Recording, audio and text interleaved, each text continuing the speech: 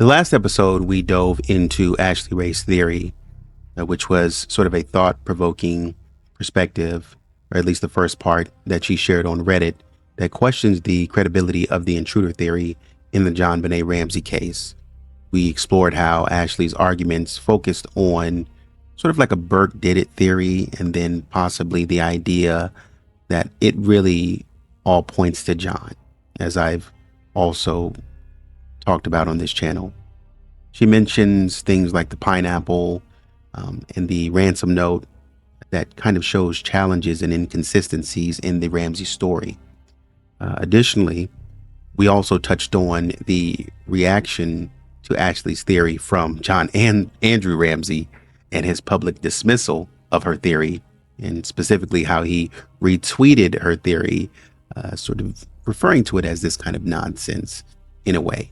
And so this retweet from John Andrew Ramsey, which was around the time that the Cold Case documentary on Netflix dropped, brought about questions, and provoked responses to why he would pay such attention to this tweet. And so we unpacked the first part of her theory, and we want to move forward with unpacking more of it today. In this part of the theory, she challenges the stun gun narrative, which suggests that JonBenét's attacker used a stun gun to subdue her.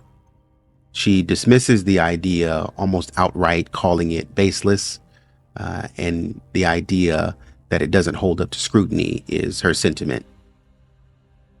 She believes that the marks on JonBenét's body are often attributed to the stun gun, but are more likely to have come from something like a toy or household object. And we suspect that it would be the train tracks from Burke, which they've measured and looked at.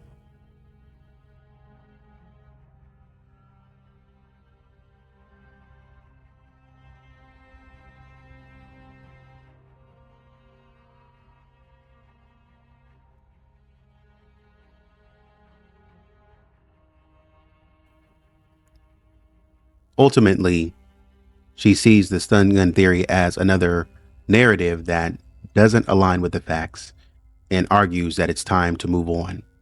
Instead, she focuses on evidence that she feels points to more realistic possibilities within the household. And with that being said, let's work through this theory.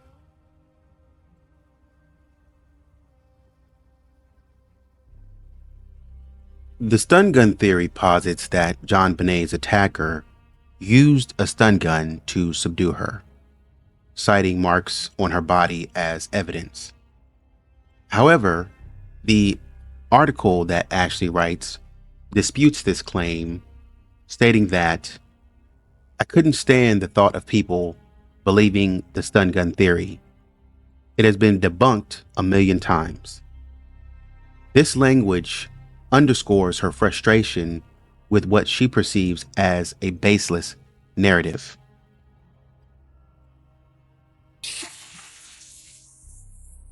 Furthermore, critics of the stun gun theory argue that the marks attributed to a stun gun could have very well resulted from other causes.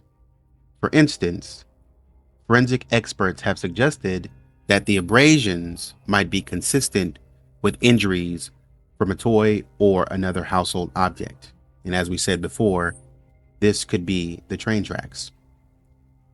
However, a piece from the Thought Catalog discusses alternate explanations and pushes back in favor of the intruder theory, noting that the existence of evidence that JonBenet had been assaulted is one of the strongest indicators that this was an intruder crime.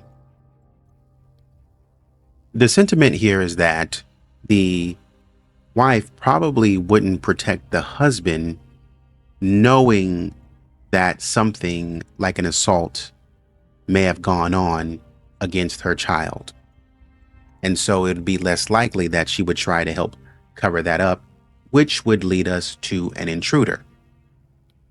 However, though, The article also notes that there were no bodily fluids from a male found, and thus the findings might be more so inconclusive, meaning that we can't rule out an assault, but it might also be hard to rule that an assault actually took place.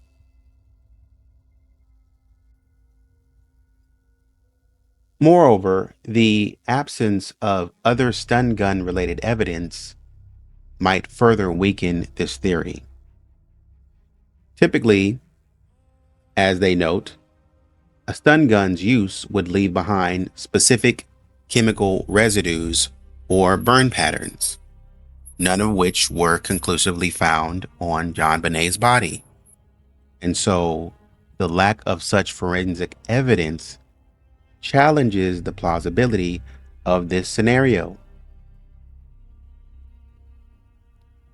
We have noted before on this channel, specifically in regards to the DNA evidence, that there seems to be multiple things that lead us away from the family in favor of different things. But when we explore those things, we find that those things aren't necessarily fleshed out. They're more of a first level distraction rather than a fully plausible and concrete path.